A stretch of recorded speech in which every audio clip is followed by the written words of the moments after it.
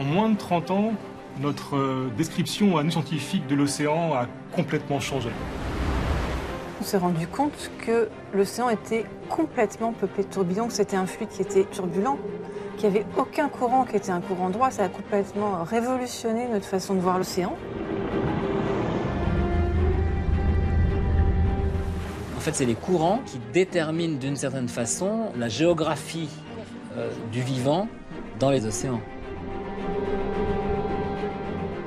Une des grandes questions à l'heure actuelle, c'est quel va être l'impact de la fonte de la banquise et donc d'une modification de la quantité d'eau douce sur la circulation thermohaline profonde.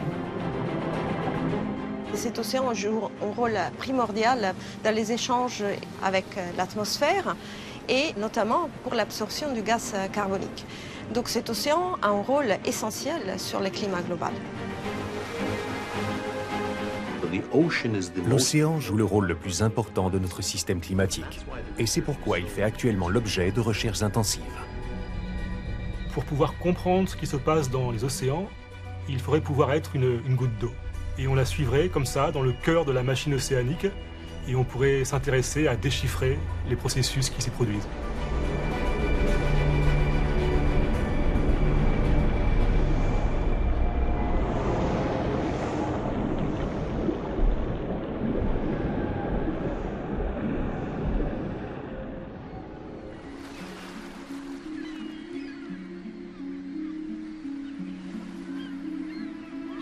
Longtemps pour l'homme, la mer est restée un monde relativement obscur.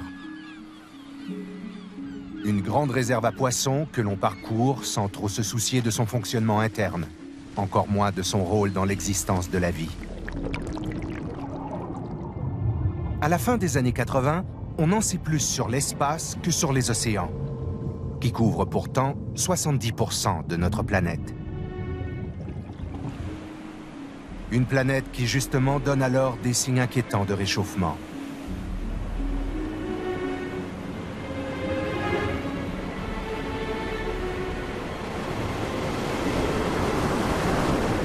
Il devient urgent d'analyser les mécanismes en jeu dans ce bouleversement. La communauté scientifique se tourne alors vers les océans.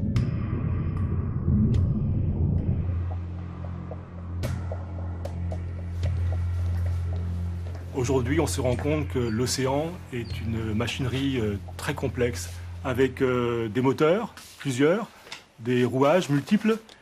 Et on voit tout de suite que tout est connecté, que ce système global met en relation toutes les eaux du globe et tous les bassins. Tout est lié, interconnecté. Bruno Blanc fait partie des océanographes qui se sont interrogés sur les mouvements des masses d'eau, c'est-à-dire sur leur trajet tout autour du monde. Pressentant qu'il y avait là comme une piste à suivre pour révéler les secrets de la machine océan. En fait, pour bien comprendre ce qui se passe dans les océans, il faudrait pouvoir être une goutte d'eau et pouvoir suivre son périple marin. Elle pourrait tomber par exemple dans l'océan, dans une des branches du Gulf Stream, au large de l'Irlande, et on la suivrait comme ça au cœur de la machine océanique, et on pourrait tenter avec elle de déchiffrer les mécanismes qui se produisent.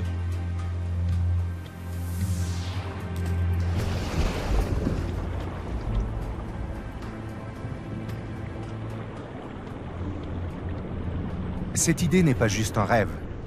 Bruno Blanc a réellement modélisé le parcours d'une goutte d'eau portée par les courants marins. Le résultat confirme l'intuition du chercheur. La goutte d'eau va parcourir l'ensemble des océans de la planète avant de revenir, au bout de plusieurs siècles, à son point de départ.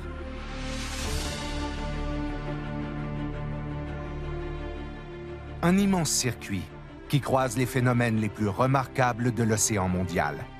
Partout où se concentrent aujourd'hui les recherches des scientifiques. C'est ce voyage-là que nous allons raconter. La goutte d'eau fait cap au nord, elle est portée par une succession de courants de surface qui se refroidissent au contact de l'atmosphère. L'eau, plus froide, va avoir tendance à s'enfoncer dans l'océan. Et en arrivant dans les mers polaires, d'autres processus vont contribuer à accentuer la plongée. Le voyage conduit sans attendre au cœur d'un phénomène qui influence l'ensemble du climat mondial. Cela se passe pendant la saison froide, sous la banquise. La glace, formée par la congélation de l'eau de mer, expulse par gravitation tout au long de l'hiver le sel qu'elle contient. Il en résulte une saumure lourde et froide qui s'enfonce vers les profondeurs, entraînant avec elle d'immenses quantités d'eau. Plus de 10 fois le débit de tous les fleuves du monde. Cette gigantesque cascade sous-marine constitue un véritable moteur. Elle génère 2000 mètres plus bas un large tapis roulant d'eau froide et salée qui se propage vers le sud. Une migration compensée en surface par des eaux plutôt chaudes, entraînées vers le nord. Ainsi se crée la circulation thermo-haline. Thermo pour température et haline pour salinité. Un vaste circuit de courant responsable des transports de chaleur et donc de l'équilibre climatique de la planète. En bref, notre thermostat.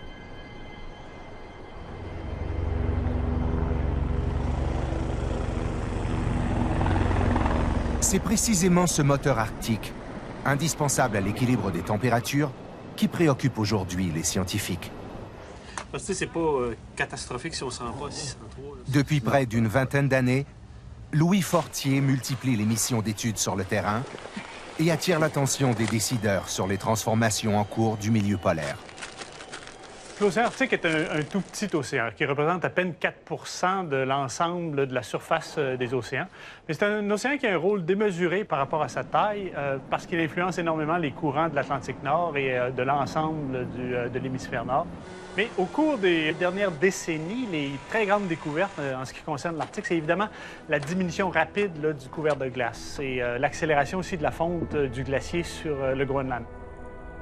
Donc, à l'heure actuelle, avec la fonte de la banquise, les eaux de surface qui atteignent la mer du Groenland et la mer du Labrador sont de moins en moins salées, vont être de moins en moins denses au moment de la formation de la banquise, ce qui fait qu'on craint un ralentissement progressif de la circulation thermo-haline profonde. L'eau douce peut-elle réellement entraver le fonctionnement du moteur arctique? Et avec quelles conséquences sur le climat? En réalité, le phénomène s'est déjà produit il y a près de 13 000 ans, à la fin de la dernière période glaciaire. L'océan Arctique est alors un immense bloc de glace immobile, figé par un froid intense. Rien ne bouge jusqu'à ce que l'atmosphère se réchauffe.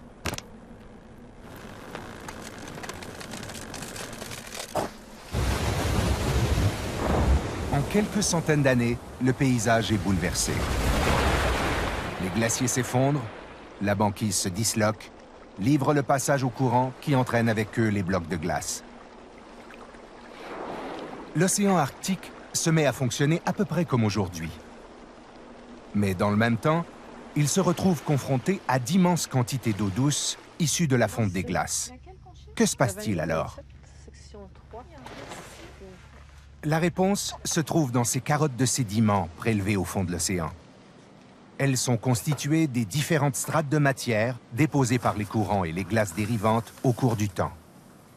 Mais là, on va commencer à voir la déglaciation avec des intervalles marqués par un sédiment qui est beaucoup plus clair, qui est d'un brun léger. Ici, si je devais mettre un âge entre cet intervalle et celui-là, je dirais que quelque part par là, on est à 11 000 ans, 12 000 ans avant aujourd'hui.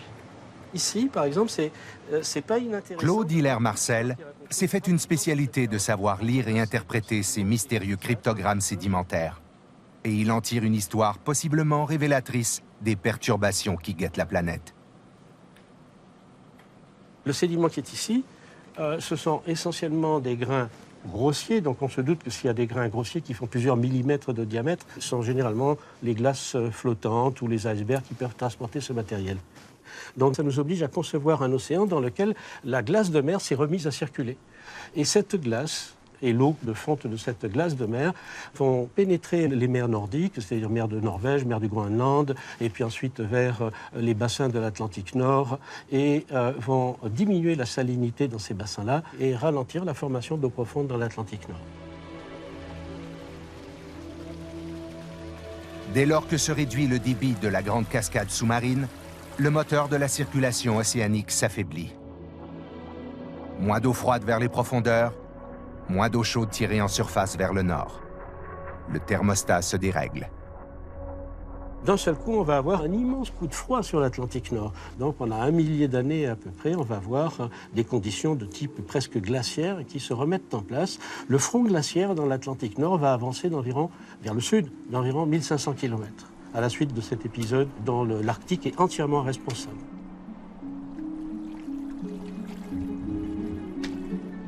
La conséquence d'une observation de ce genre, c'est de dire si dans l'avenir il y a beaucoup d'eau douce qui arrive dans l'Arctique, cette eau douce peut perturber significativement la circulation océanique générale.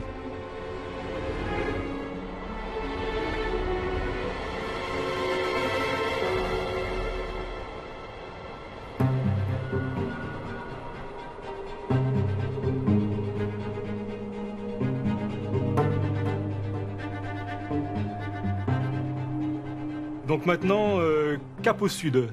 Notre goutte d'eau va traverser l'océan Atlantique du nord au sud en suivant un courant profond à environ 2000 mètres de profondeur sur le bord ouest du bassin atlantique, un courant issu de la formation des eaux denses dans l'océan Arctique.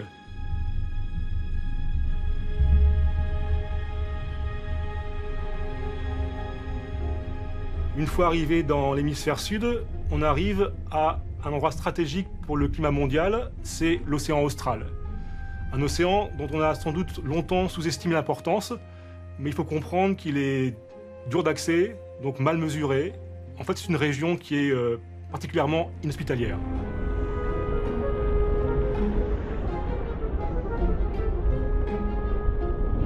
L'océan austral, une vaste masse d'eau tumultueuse qui encercle le continent antarctique.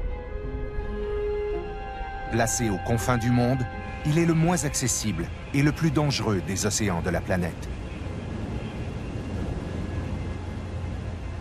Un défi pour qui veut l'explorer et en comprendre son fonctionnement.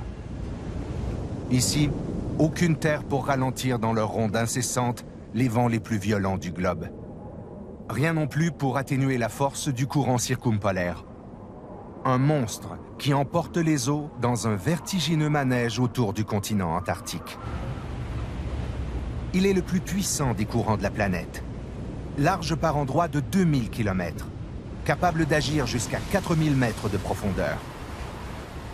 Mais faute d'observation et de données in situ, l'océan austral et son terrible courant sont longtemps restés à l'écart des modèles construits par les scientifiques.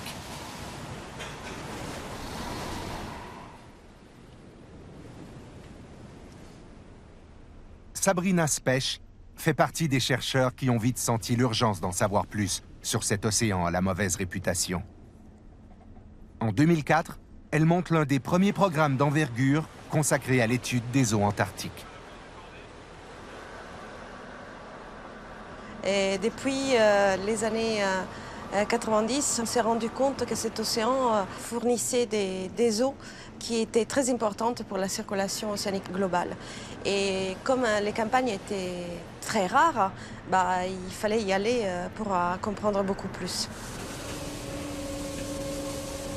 Dans ce type de campagne, le but, c'est de mesurer les variables qui donnent une identité à ce qu'on appelle masse d'eau, c'est-à-dire la température, la salinité, la pression pour ce qui est de la physique et des éléments chimiques comme l'oxygène, pour avoir des séries temporelles qui nous montrent d'une part comment on puisse recréer les mouvements des masses d'eau dans cette région et donc comprendre les échanges au sud de l'Afrique entre les différents bassins océaniques, mais aussi comment ces eaux peuvent changer avec les temps. Donc la notion des variabilités, comme les temps varient dans l'atmosphère, aussi la circulation océanique peut varier d'une année à l'autre dans l'océan. Grâce entre autres aux campagnes menées par Sabrina Specht, les scientifiques sont parvenus à identifier les parcours suivis par les immenses volumes d'eau qui circulent autour du continent antarctique.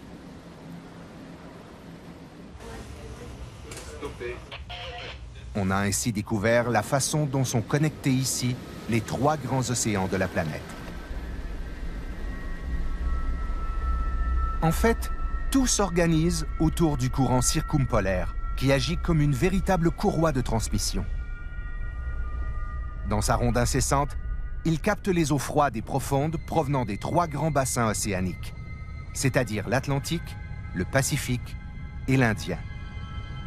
Il remonte lentement ces eaux vers la surface et les redistribue d'un océan à l'autre. Les résultats des campagnes ne sont pas encore tous analysés, mais ce qu'on peut dire aujourd'hui, c'est que cette circulation océanique globale est importante dans les échanges des chaleurs, par exemple, entre bassins océaniques différents, dans les échanges, interactions avec l'atmosphère et notamment pour l'absorption du gaz carbonique. Donc cet océan a un rôle essentiel sur le climat global. Mais les découvertes ne s'arrêtent pas là. D'autres observations amplifient encore le rôle de l'océan austral et forcent aujourd'hui les scientifiques à reconsidérer les modèles. On voit ici qu'il y a aussi le long du continent antarctique, vraiment près de la pente continentale et du plateau, la formation des eaux de fond. Ces eaux de fond, les eaux les plus denses qu'on retrouve dans tous les bassins océaniques qui sont tapissés par ces eaux, et ces eaux se forment de manière très localisée autour de ce continent. On commence uniquement aujourd'hui à les apercevoir, on a quelques observations, mais on ne connaît pas du tout la quantité de ces eaux qui sont formées. Et les processus semblent être liés aux polynies qui existent autour de l'Antarctique.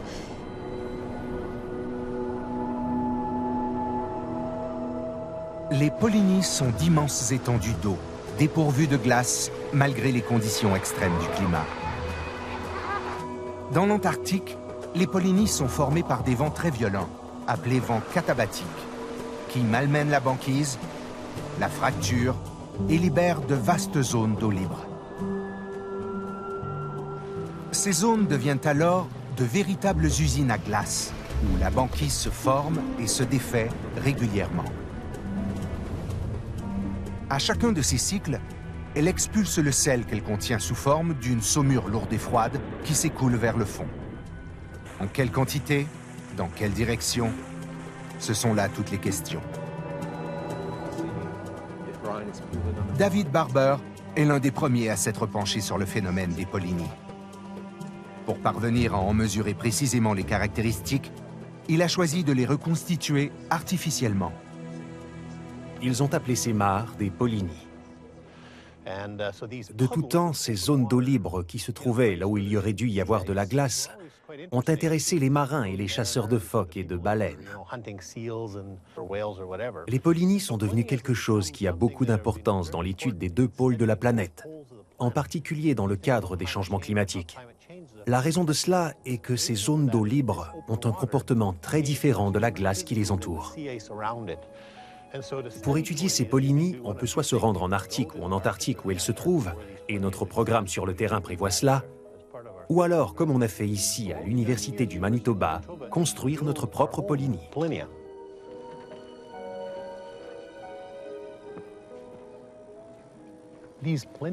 Des eaux profondes se forment à longueur d'année dans les polynies, que ce soit sous des températures de -40 au cœur de l'hiver, ou ici à notre centre de recherche où la glace est à l'origine des eaux qui coulent au fond du bassin. Dans le cadre de nos recherches, on mesure ce phénomène de façon continue.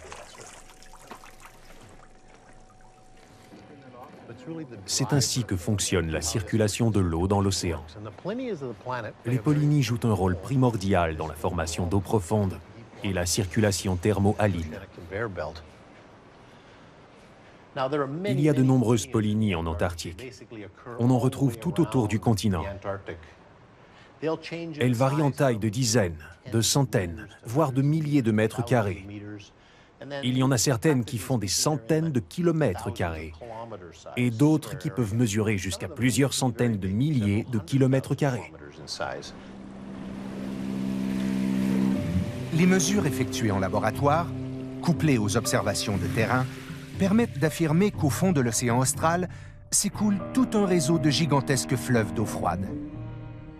On a récemment réussi à mesurer le débit de l'un d'eux. Il est équivalent à 60 fois celui de l'Amazone. Ces découvertes prouvent ainsi au pôle Sud l'existence d'un véritable deuxième moteur, impliqué comme celui du pôle Nord, dans la circulation océanique globale. 2 systèmes connectés qui entraînent tout un réseau de courant autour du monde. L'océan est la partie la plus influente de notre système climatique. Et ce sont les pôles qui servent de moteur à ce système, car ils influencent la circulation dans l'océan et le déplacement des masses d'eau partout sur la planète.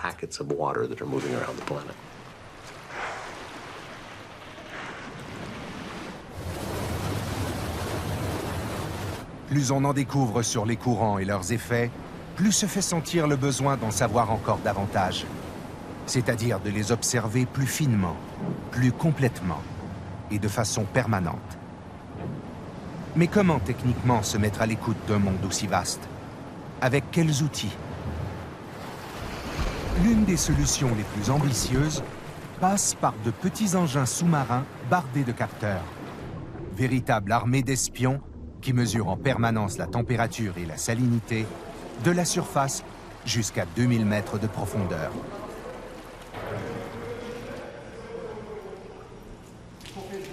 Avant d'être envoyés en mission, ces petits robots sont entraînés ici, sous la surveillance attentive des ingénieurs responsables du programme. Pour Loïc Petit de la Villéon et Nathanaël Le Breton, l'océan mondial est devenu un vaste terrain de manœuvre. 2C7. Et il y a une sacrée révolution avec ce type de programme Argo. Avant, on voulait observer un phénomène, quelque chose de bien précis. Il y a le bateau qui partait en mer, qui partait pendant un mois, il revenait, mais naturellement, on n'y revenait qu'un mois après, ou voire un an après. Là, on s'est mis dans l'idée d'avoir un programme d'observation, alors c'est important, global, ou pérenne et permanent de l'océan. L'objectif, c'est d'avoir 3000 flotteurs à la mer, en permanence. Et là, cet écran-là, on va voir l'évolution du réseau. Au début, on a été au plus facile. Puis au fur et à mesure que les parties les plus faciles étaient remplies, on est parti vers le sud et on va voir un petit peu les choses évoluer. Alors, on retrouve, là, typiquement, on retrouve un navire qui a fait un grand transit et qui en a déployé tout le long de la route. Maintenant, on voit qu'on commence à se diriger un petit peu vers le sud. Le nord est bien, l'hémisphère sud a été fait un peu plus tard. Alors on voit que l'extrême sud, il y a encore des lacunes. Les données du système Argo, disponibles gratuitement dans le monde entier, sont utilisées en particulier pour alimenter les modèles mathématiques. L'enjeu est de pouvoir reproduire la dynamique des océans en tout lieu de la planète. Problème, il est des zones où ces petits espions sont comme bâillonnés par l'environnement lui-même. Ici, notre goutte d'eau voyage sous la glace. Alors ce n'est pas un problème pour elle, parce que bien sûr, les courants marins existent sous la zone qui est gagnée en hiver par la glace de mer. Par contre, cette glace est un obstacle majeur et fâcheux pour les instruments océaniques, les flotteurs dérivants, qui sont censés remonter à la surface périodiquement et transmettre leurs données aux scientifiques. Pour cela, les chercheurs ont imaginé un autre véhicule de mesure qui n'a pas peur d'aller nager sous ces zones couvertes par la glace de mer. Là, je crois qu'il faudra être à 3.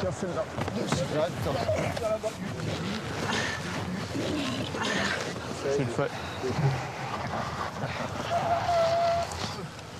Est-ce qu'il relâche ses nageoires? Ouais. Bon, ben là, je pense qu'il dort. Il faut commencer à dormir. Il faut savoir que ces éléphants de mer sont des plongeurs remarquables. Des enregistreurs de plongée avaient été posés sur ces animaux et montré qu'ils étaient capables de plonger au-delà de 1500 mètres.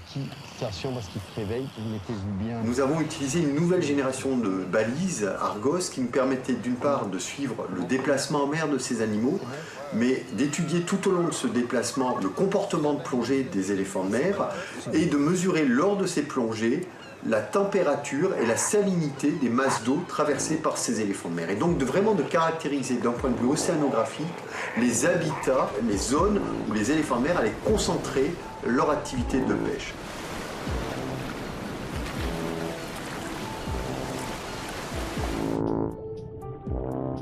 Pour atteindre ces zones de chasse, cet éléphant de mer se dirige vers le sud et s'apprête à explorer des eaux couvertes par la glace.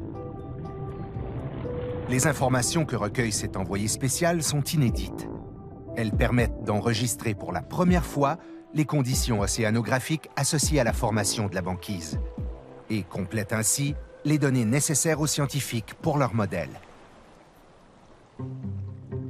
Après plusieurs tours de circuit autour du continent antarctique, notre goutte d'eau est disposée à s'échapper du courant circumpolaire.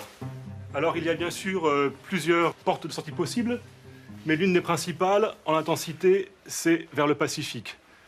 Les eaux, à l'approche du continent sud-américain, bifurquent vers le nord et vont suivre la côte, d'abord du Chili, puis du Pérou. C'est le courant de Humboldt. Eh bien, ce courant de Humboldt nous permet d'aborder un phénomène essentiel dans la circulation des masses d'eau.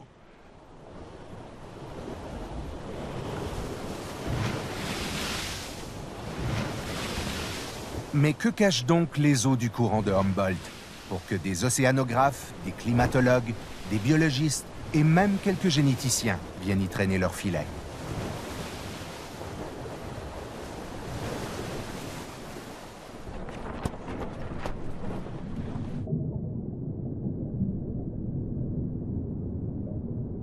Pour les scientifiques de l'expédition Tara, engagés dans une vaste campagne sur toutes les mers du globe, il y a ici des trésors à découvrir. Leur sujet d'étude réside dans ces eaux en quantité astronomique.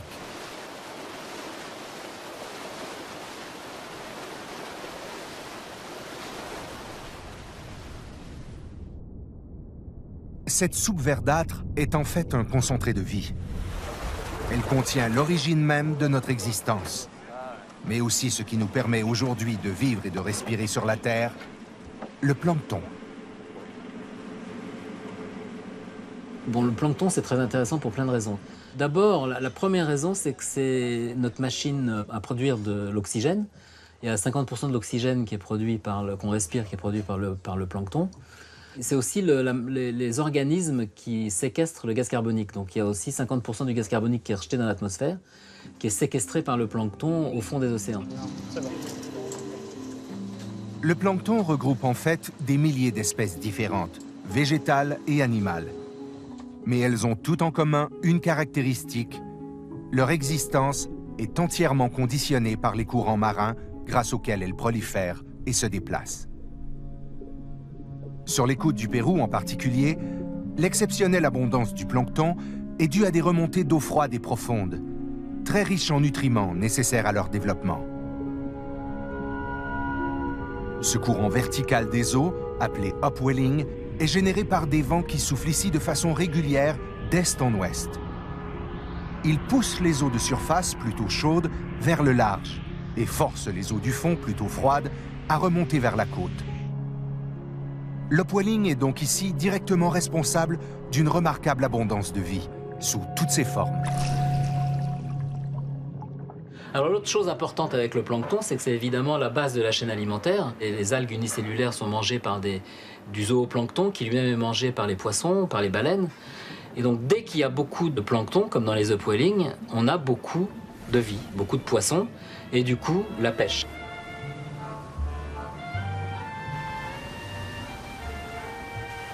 Parmi toutes les espèces de poissons qui profitent de l'écosystème, l'anchois domine très nettement. Une prolifération qui fait de cette région, en volume, la première zone de pêche au monde. Elle représente moins de 1% de la surface océanique, mais fournit 20% des prises au niveau mondial.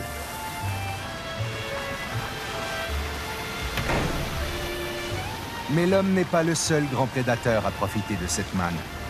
D'autres, comme les lions de mer ou les grands oiseaux, participent aussi au festin.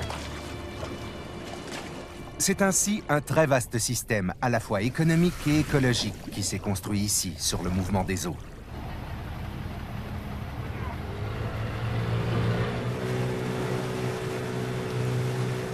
Les enjeux sont donc multiples, et il est probable qu'aucun pays au monde ne s'inquiète autant des caprices de ces courants que le Pérou.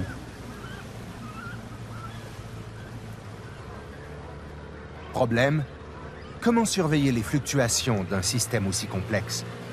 Par quelle boule observer pour mesurer les effets de la variation des courants sur toute la chaîne des prédateurs? Ça y est, on arrive là, voilà. Ah il y a les gardiens qui nous attendent sur le quai. Sophie Bertrand et Yann Tremblay ont choisi d'étudier les grands oiseaux marins et de chercher les liens qui existent entre leur comportement et le phénomène qui est ici à la base de tout, le fameux upwelling. Pour cela, ils séjournent régulièrement au large de Lima, sur une île interdite aux humains, hormis 2 gardiens exilés ici à l'année.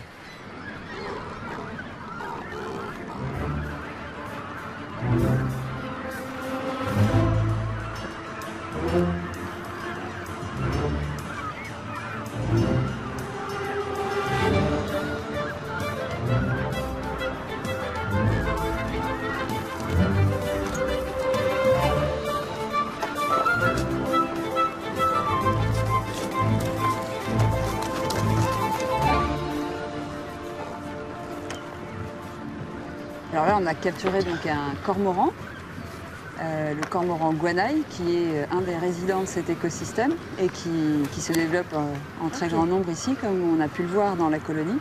Donc là, on a capturé un animal, on a mis un GPS sur son dos pour pouvoir le suivre en mer. Alors ça se fait pas en temps réel, c'est pour ça qu'il faut qu'on le recapture une seconde fois pour enlever le GPS, pour pouvoir savoir où est-ce qu'il est parti.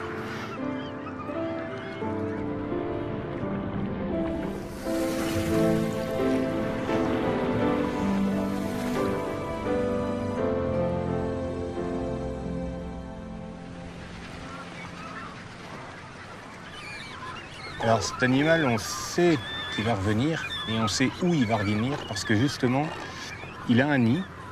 Donc on sait sur quel nid il a ses poussins et on sait où est-ce qu'il va revenir pour donner ce qu'il est allé pêcher en mer à son poussin. Parce que les façons d'observer ce qui se passe dans l'écosystème, il n'y en a pas 1000. Il y a en premier lieu les campagnes scientifiques. Donc ça signifie mettre un bateau en mer avec plein d'appareillages scientifiques. Ça se fait beaucoup ici au Pérou, mais on en a entre 2 et 4 par an. Venir équiper quelques oiseaux avec un GPS, c'est beaucoup plus léger en termes de logistique. Donc on peut très bien utiliser ces animaux comme des indicateurs en temps réel de ce qui se passe dans l'écosystème. Voilà, on n'y voit plus rien. C'est comme avant. Voilà. Il est parti, on va décharger les données. Voilà. Alors. Ah ben voilà. 2 voyages. Il y en a 2 beaux voyages. Alors ils sont partis à... C'est pas très loin. Non, c'est pas très loin. Ça fait quoi ça? Ça fait 15 km? À peu près, oui. 10-15 km. Attends, on va zoomer un petit peu pour voir là. Donc là on voit très bien une zone où probablement il a chassé. Bon, en tout cas, c'est le signe qu'il y a de l'anchois pas loin. Il y a de l'anchois pas loin, en effet. Quand on regarde un oiseau bon plongeur comme un cormoran, on se rend compte avec les données qu'on regarde, et on croise ça avec justement des données de campagne en mer, que les profondeurs maximum des plongées des cormorans peuvent nous renseigner sur la profondeur d'une oxycline.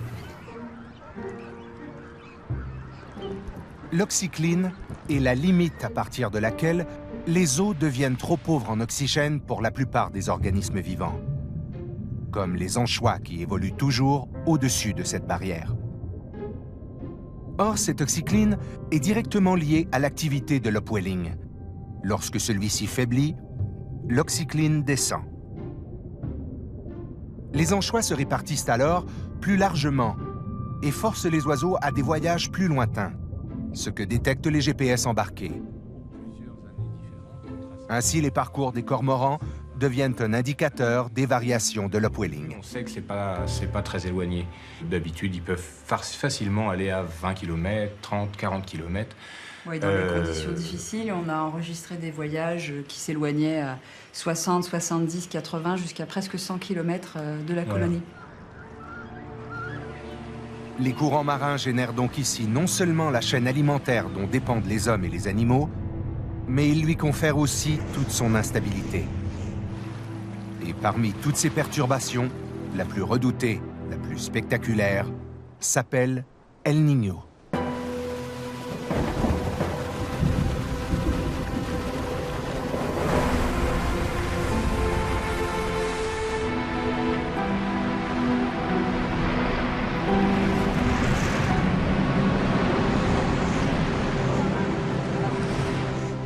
phénomène se reproduit 2 à 3 fois tous les 10 ans de façon irrégulière. Tout commence par un changement de régime des vents. Les alizés qui entretenaient l'upwelling ralentissent et même s'inversent. Résultat, les eaux froides qui remontaient vers la côte sont remplacées par des courants chauds revenant du large. Il en résulte une vague de perturbations atmosphériques qui touche surtout les zones tropicales. Les précipitations et les cyclones se déplacent vers le continent américain. Pendant ce temps, de violents épisodes de sécheresse sévissent du côté de l'Indonésie et de l'Australie.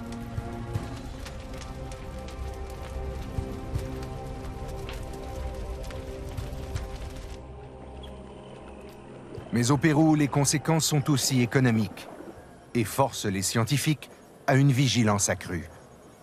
Il s'agit d'anticiper au mieux sur le désastre annoncé. On sait que l'écosystème de Humboldt est caractérisé par des eaux froides. La température de l'eau de la mer en superficie se situe entre 13 et 20 degrés. Changement de température des eaux, diminution de la production de plancton. Au Pérou, c'est tout l'écosystème qui est bouleversé. Naturellement, cela affecte les espèces qui se nourrissent de phytoplancton et zooplancton, notamment l'anchois du Pérou. Cela affecte non seulement son processus d'alimentation, mais l'anchois lui-même, habitué à vivre dans des températures de 15 ou 16 degrés. Et lorsque survient le phénomène El Niño dans la zone nord du Pérou, les températures atteignent entre 25 et 28 degrés. Sous la pression d'El Niño, l'anchois disparaît, c'est-à-dire 99% de tout ce qui fait la pêche industrielle, avec évidemment d'importantes conséquences sur l'économie du pays.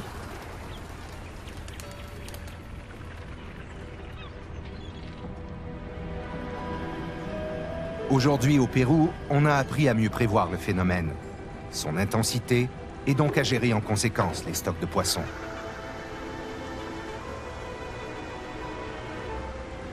Mais au-delà du contexte local, l'événement El Niño témoigne de la puissance du lien qui unit océan et atmosphère. C'est-à-dire des gigantesques perturbations climatiques tout autour du monde que peut entraîner une simple variation de courant en un point du globe.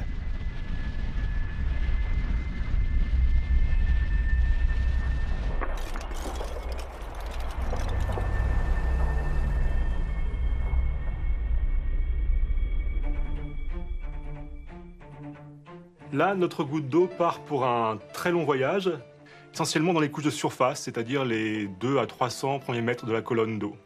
Elle est poussée par les alizés, donc elle quitte les côtes sud-américaines, et c'est le courant équatorial sud qui va la transporter d'est en ouest jusqu'à l'Océanie.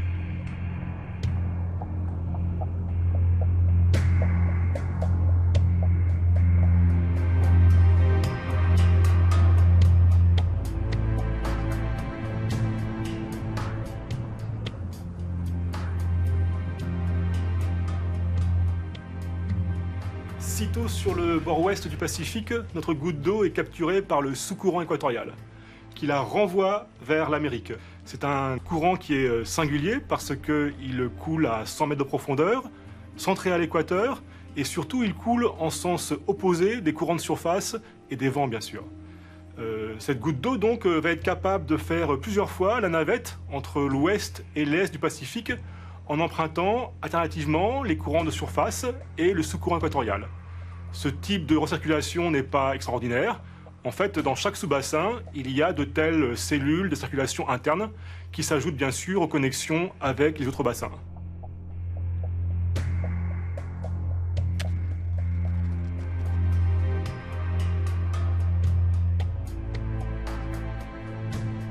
Un grand manège qui irrigue les océans de sa substance vitale, c'est-à-dire le plancton.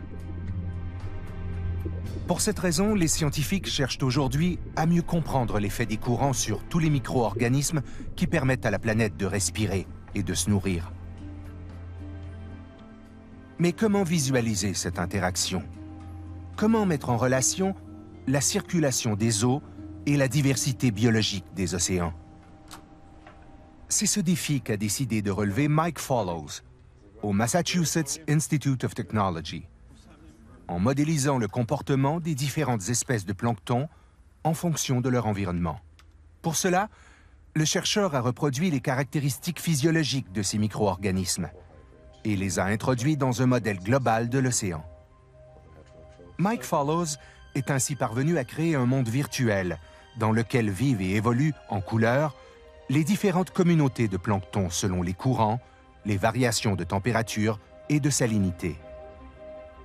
Telles que les choses se passent de façon invisible dans la réalité. Ce film nous montre ce qu'on ne parvient pas encore à mesurer de façon précise dans l'océan, ou qu'on peut mesurer, mais qu'on n'a pas encore eu l'occasion de faire. Il nous montre la diversité du phytoplancton. Si on l'a déjà analysé dans certains secteurs, grâce à cette modélisation, on peut déterminer combien d'espèces différentes coexistent au même endroit. On peut noter par exemple la biodiversité présente dans le Kuroshio, où se retrouvent de nombreuses espèces de phytoplancton qui vivent en concurrence. Ce phénomène est causé par la présence de plusieurs courants venant de directions diverses, ainsi qu'une abondance de ressources alimentaires. Ceci nous donne une idée des biomes présents dans l'océan. De la même façon qu'on trouve sur la terre ferme des secteurs où poussent des plantes tropicales, des savanes, des forêts de sapins en montagne. L'océan recèle de nombreux biomes qui se transforment avec le temps.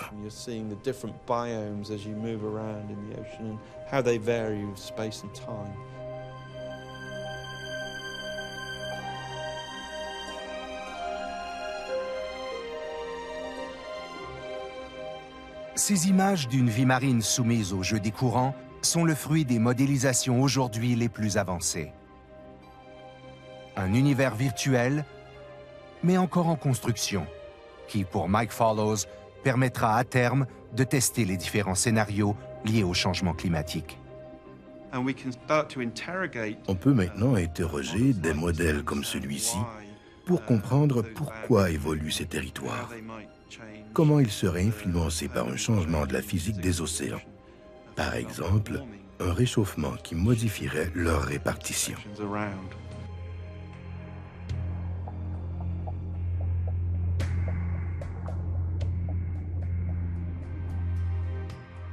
Notre goutte d'eau continue toujours vers l'ouest, poussée par le courant équatorial de surface. Passé Madagascar, il y a séparation du courant en deux branches. La branche nord conduit à la recirculation dans le bassin indien, mais pour aller vers l'Atlantique, c'est la branche sud qui est la plus efficace, la plus rapide. Et là, notre goutte d'eau va emprunter le courant des aiguilles, qui est le pendant du Gulf Stream pour l'océan Indien. Et ce courant va la mener jusqu'à la pointe sud de l'Afrique. En pénétrant dans les eaux côtières de l'Afrique du Sud, la goutte est susceptible de se retrouver face à la plus spectaculaire migration de sardines observable sur notre planète. Le phénomène est lié à la présence d'un puissant upwelling.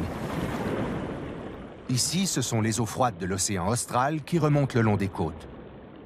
Elles forment un couloir d'eau riche en plancton que des millions de sardines empruntent tous les ans de façon rituelle, au grand plaisir de toute une armée de prédateurs.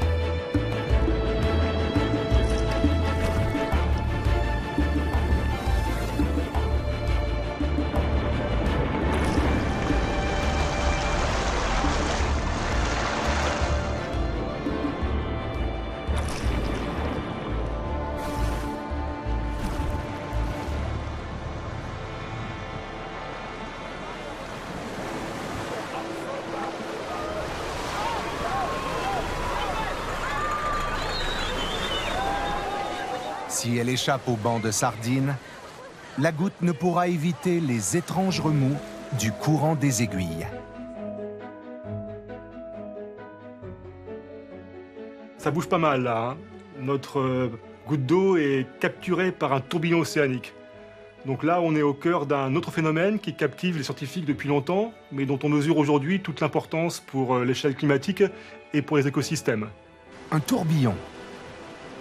Mais comment le repérer? Comment le voir? En réalité, une telle structure est indécelable depuis la Terre. Même en prenant de la hauteur avec un avion, elle demeure le plus souvent invisible.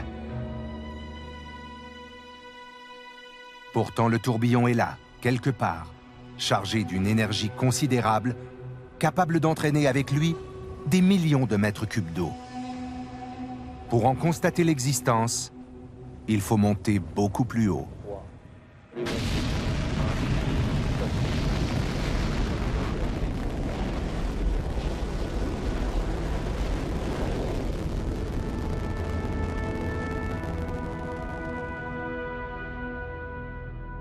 Seuls les satellites sont capables de repérer et de suivre les déplacements de ces étranges vortex océaniques. En particulier, grâce au système embarqué qui mesure le relief des océans et décèle les déformations générées à la surface par les tourbillons.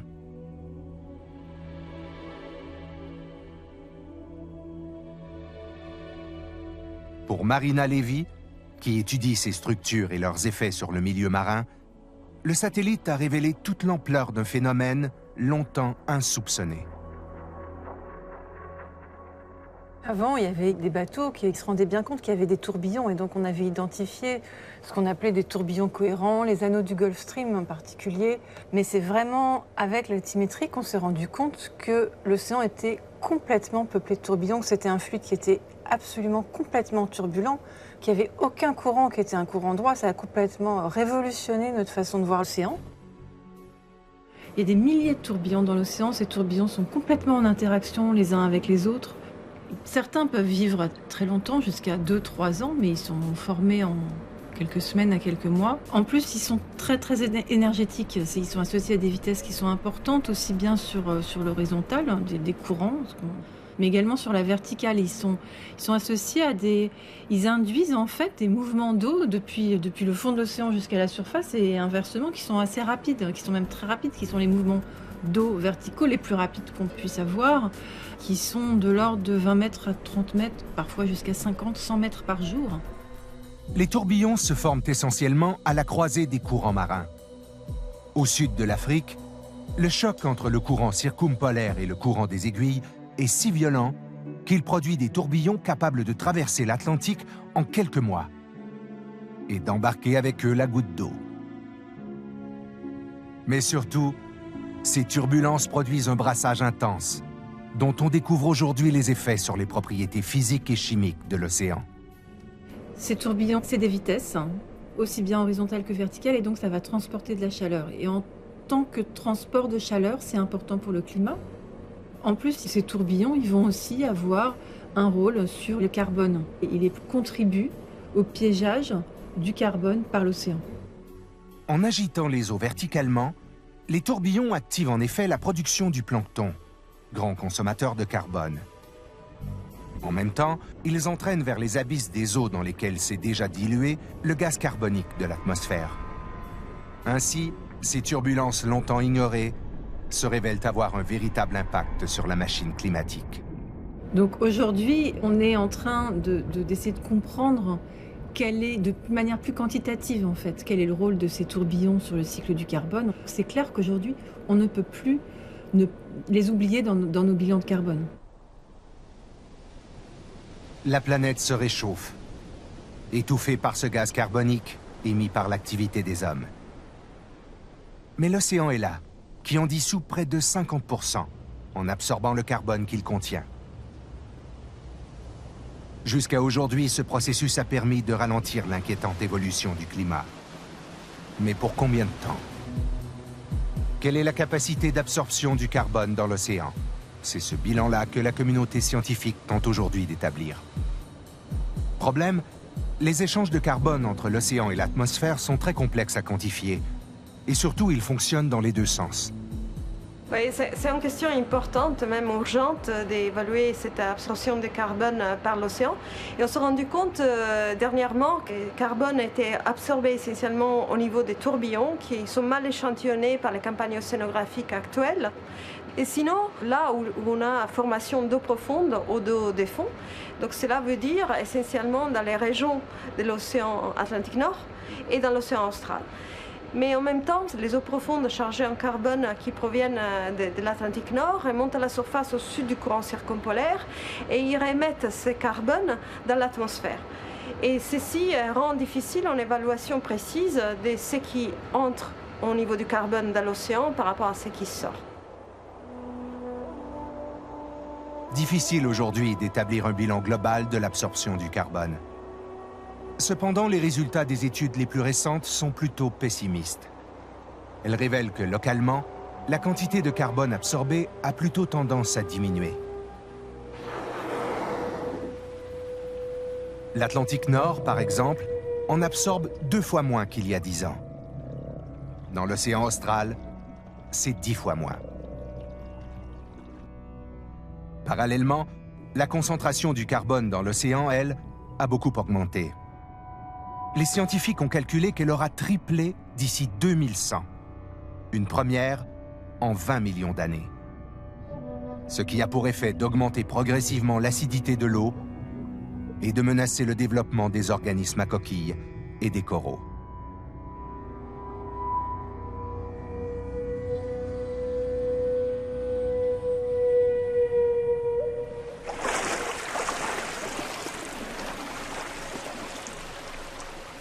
Donc, l'océan global a joué un rôle jusqu'à maintenant extrêmement important là, pour réabsorber, pour séquestrer nos excès de gaz carbonique dans l'atmosphère. Et c'est comme un réservoir qui se remplit, qui se sature. Et non seulement il va arrêter bientôt de recapturer ce gaz carbonique, mais il va commencer, en fait, parce que sa chimie change, parce qu'il s'acidifie et qu'il se réchauffe, ce réservoir-là va commencer à rejeter, à retourner à l'atmosphère le CO2 qu'il a emmagasiné depuis le début de l'ère industrielle. Et là, c'est inquiétant parce que, d'une façon très abrupte, on va peut-être augmenter de 50 % ou même doubler les concentrations de CO2 dans l'atmosphère. Et là, le réchauffement planétaire va s'accélérer.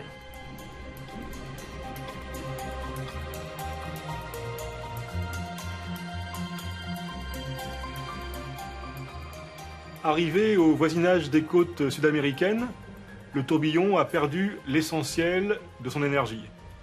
Il se désagrège et libère son contenu. La goutte d'eau n'est donc plus captive, on la voit franchir l'équateur et elle est reprise par la cellule de circulation principale de l'Atlantique Nord.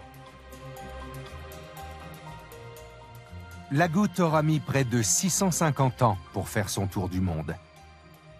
Cependant, afin de coller à la nouvelle vision des océans, il faudrait maintenant regarder de très près son parcours et la voir suivre tous les méandres du Gulf Stream, récemment rebaptisé le Seigneur des Anneaux par les scientifiques eux-mêmes.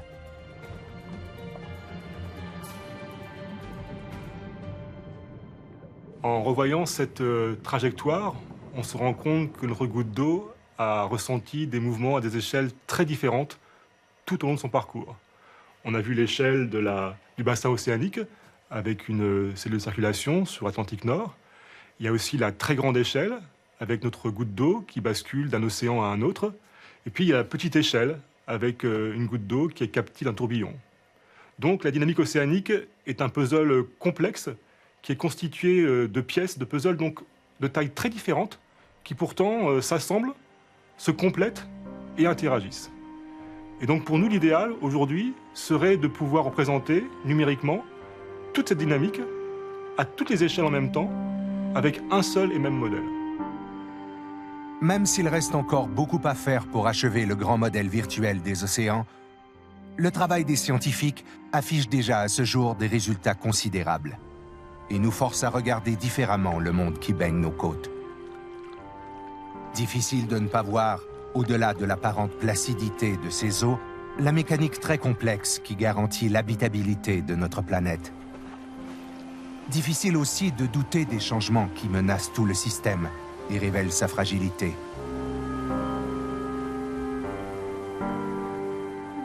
Jamais il n'a été aussi clair que notre existence, passée et future, est intimement liée au mouvement qui anime le cœur des océans.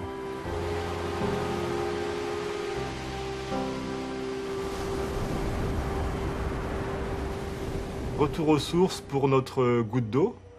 On la voit revenir ici à son point de départ. Alors bien sûr, dans l'océan réel ou dans ce modèle numérique, le nombre de trajectoires possibles est illimité. Néanmoins, la circulation océanique est bel et bien un immense circuit. Et peut-être d'ailleurs que notre goutte d'eau est déjà partie pour un deuxième tour.